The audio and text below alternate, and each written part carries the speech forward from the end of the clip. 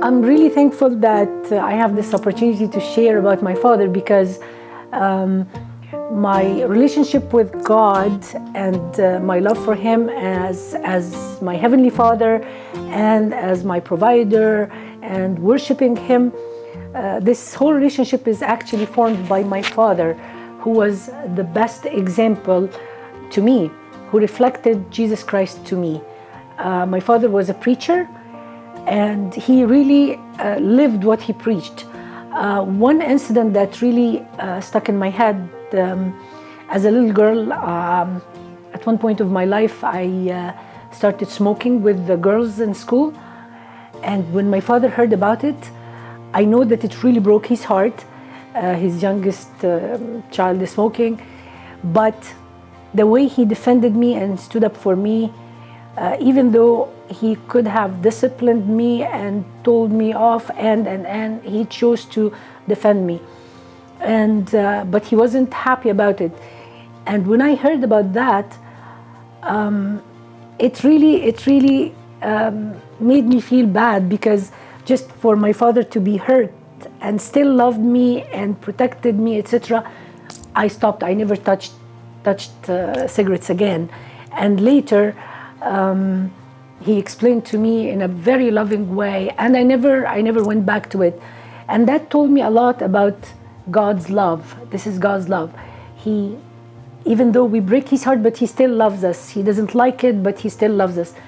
And my father was very strong personality, but he was very loving.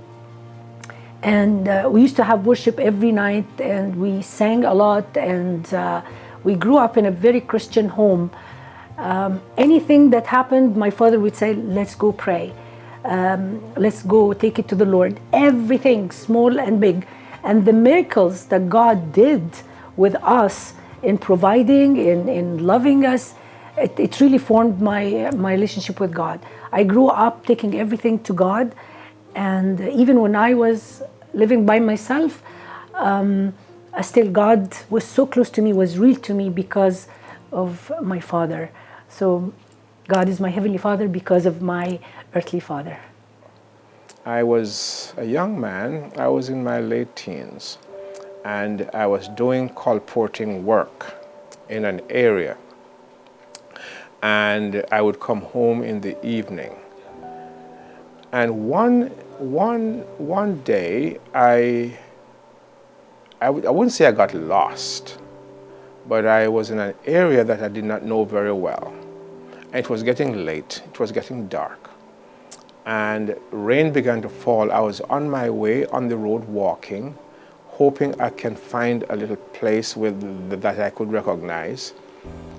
And I was getting worried. And you know, my father had a motorcycle that had a very distinct sound. And when I was there worried, wondering what I'm going to do, and the rain was coming, I heard the drone of the motorcycle in the distance. And I said, that sounded like my father's motorcycle. And sure enough, as it got louder, I could see in the distance the lights of the motorcycle coming towards me. And I walked in the middle of the road so he could recognize that I was there. And you know, when he came, all he did was just rub his hand over my head, over on my shoulder, to see how wet I was. And then I got on the back of the motorcycle and we drove home. I'll never forget that incident. It was such a distinct memory to me of caring and love for his children, that he would come searching for me, knowing that I was in trouble. Throughout the duration of their marriage, up until the day that he died, we as children, and you could ask any one of my siblings, we as children never once ever heard my mother and my father quarreled. I'm not saying that they never had disagreements, but we never heard it. And they always played like little children among themselves. Both of them chasing each other around the house or around the room, laughing and talking and just playing. They were just playful. And that's what I remember. Thank you so much for listening. What I appreciate most about my dad is how he shows his love and his patience towards us, his children, and how he shows his love towards my mom. And the most thing that I appreciate from him is when he disciplines us, he would pick us up, me and my older sister, and he would put us on his lap. And then this is after he disciplines us. And he would ask us if we understood why he had to discipline us. And then he would ask if we still love him, and he would make sure that we know that he loves us. And he always ends up with praying. And so that's what me and my husband, what we do with our children now. When we have to discipline them, we make sure that they know that we love them, and that they understood why they need to be disciplined. And so, yeah, that's what I remember most about my dad, and I love him very much.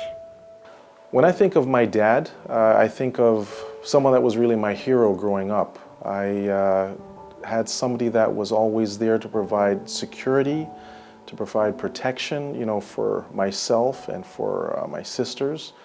And I really got to see, as I got older, how hard he worked. You never know what it's like for someone unless you walk in their shoes.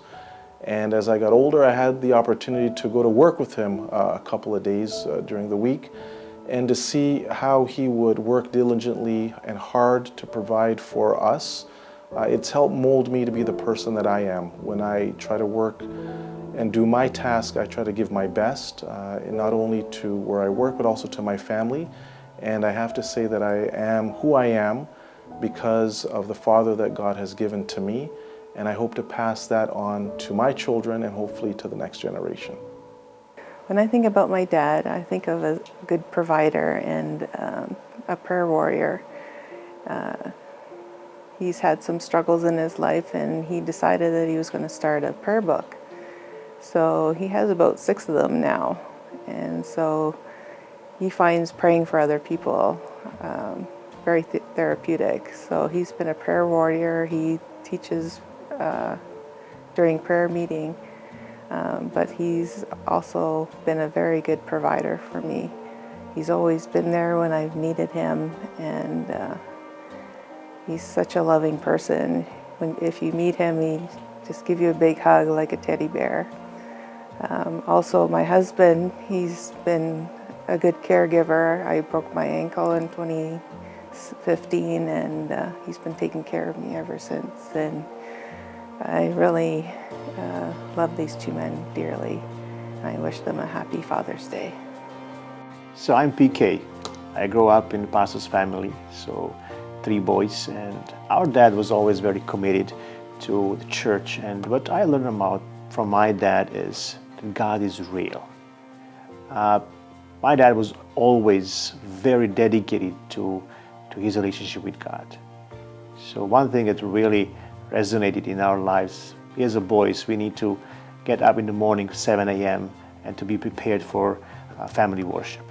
That was so important for our dad. So now when I reflect back in my life, that consistency and really commitment, dedication to first thing in the morning to just focus on spirituality, on our relationship with God, developed in me some kind of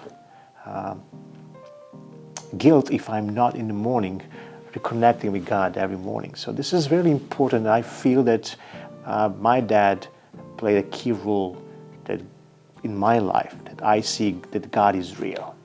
It's so real and so important that the first thing every day is just to connect with Him and to reflect His life, kindness. And He is a life giver and sustainer. Yes, my dad is from that time and era when expressing love verbally was not part of an interview or conversation. However, he had his ways of expressing love to us as children. For example, once we had relatives and friends at our house, he would give each of us everything equally. But the way he did it, he would always keep a lot in reserve for us after our relatives and friends have gone. And then he would actually give us more of the same.